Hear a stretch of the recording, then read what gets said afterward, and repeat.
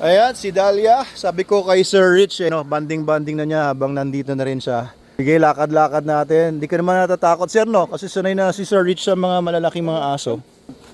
Medyo nag-hesitate pa si Dahlia sumama kay Sir Rich, pero eventually, oo. Ayan, at least si Sir Rich ay confident naman sa pag-handle ng mga big dogs, having experience na sa Belgian Malinois niya. Ayan, kaya ayan. Kailangan lang talaga mag-bonding sila nitong si Dahlia. Ang pangalan nila, Dahlia and Shara. Oo nga. Siyempre, the best way na makabonding ang aso ay pagka papakainin siya. Meron ka ba dyang SDN? Meron ka bang treats dyan sa bulsa mo? Wala. Wala. Kaya maganda na. Oo, waka mo. Himas-himas, maganda nga pagka bonding, himas. Kung gusto mong bondingin kagad ang aso na ganito, syempre, you have to make your relationship makalma na. Ang relationship na bibuild kapag may maganda kang ginagawa para sa kanya and na-elicit mo yung mga happy hormones niya. How do you do that? Of course, by food, by yan, himas-himas. Gustong-gusto ng mga aso na hinihimas-himas sila. Kita niyo naman. Pag hinihimas, tingnan mo. Sige, imagine mo nga, sir. Tingnan natin yung ayun, medyo apprehensive siya konti pero oo, ngayon lang niya ikaw na kasama. Tumitingin siya kay Faisal. Sabi niya, tatay. Oo, tay, sino to? Sabi niya, pero ayan po, kung gusto niyo yung mga ganitong klaseng aso ay makabanding niyo kagad. Siyempre, himas, tapos pagkain, tapos yung makakasama mo siya sa iba-ibang mga lugar,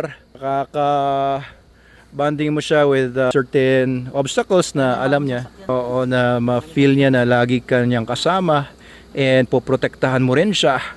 So, ayun, ganun nabibuild ang bond and trust. Nakita niyo yung pusa. Ayan, i-correct natin sa pusa. I-correct natin yung prey drive niya. Lahat naman yung drive niya, madali lang ma-divert.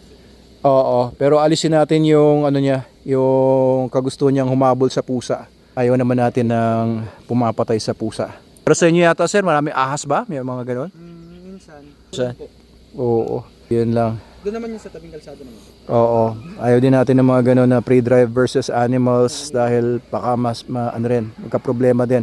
Minsan may mga aso din kasi na dahil sa taas ng prey drive nila kumakain ng mga palaka, ayun, patay, dedo agad. Kasi mga Philippine toads po natin dito may tinatawag na bufotoxin na nakakapatay talaga. Pag kinain nila isang buong palaka, bubula-bula na po yung bibig. Ang gagawin nyo lang po doon, pupunasan nyo yung bibig with damp cloth at dadalhin nyo na sa vet. Ayun, ayan. Okay, sir, masaya ba? Anong nararamdaman mo? Para ako nanalo sa loto. Ayos. Ayan, Sir Rich, very good. Masaya naman, nakakatuwa din naman na napunta si Shara. Si Shara. Kahapon pa kami pupunta. Excited umulan. Oo, umulan kahapon nga. Ako na excited. So yan, ngayon magbagong magtatay. Si Sir Rich at saka si Dahlia. Jackpot. Tayaan nyo 645. Tapos nyo kay Doc. Ano 645? Sa loto. Loto? Meron bang ganon? Yan. Sige, enjoy nyo muna ang inyong bonding. Oo, so gagawin nating stable naman to kasi sa family siya mapupunta. Kaya kailangan na stable yung kanyang training. So tinitailor fit po namin yung training ng mga dogs dito. Kung mapupunta siya sa security, sa police, sa military versus kung mapupunta sa family or sa VIP, ay iba po ang training noon. Ayan, so yan, naka-switch off lang naman yung aso kapag normal, pero pagka biglang may threat, biglang merong siyang nakitang something of interest, which is yun nga, pagka protection dog ay threat, biglang mag-switch on. Ayan, kita nyo, so lang yan, kalmadong kalmado, pero pag mamakitang threat. Sir Nico, pa-agitate nga mula dyan. Tingnan nyo, agitate ni Sir Nico mula sa malayo. Biglang magsi-switch on to. Tingnan niyo yung switch on niya. Iba. Wait lang. Pakita ko lang yung switch on nito. Ayan, sige. Lalapit si Sir Nico.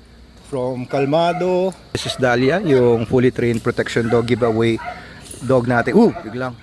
Yes. Ayan. Ayan. Kahit walang equipment si Sir Nico. No equipment. Ayan. So, ayan. Switch on. Sige, okay na. Okay na, thank you. Ayan. Okay, so stable dog ang kailangan. A stable dog ang kailangan pagka sa family mapupunta yung aso. Hindi pwedeng lagi na lang banat ng banat. Ikaw na bahala dyan, sir, pag napunta sa'yo. Kaya magsisisi ba? Alaga ko si Dalio. Pakiulit nga, sir. Hindi lang po basta alaga sa aso. Banding din ang kailangan para talagang maano ng aso na talagang love mo siya. Oo. Mahal mo siya. Kasi may emotional talaga ang aso eh. Nakikita mo lalo sa buntot. Palapit ka pa lang, umago na yung buntot niyan, kumakawag na. Pero kung lagong galit, sinasaktan mo, walang mangyayari sa dugtong. Yan, so yan, okay naman ba yung mga concern, no? Salamat din sa concern ninyo.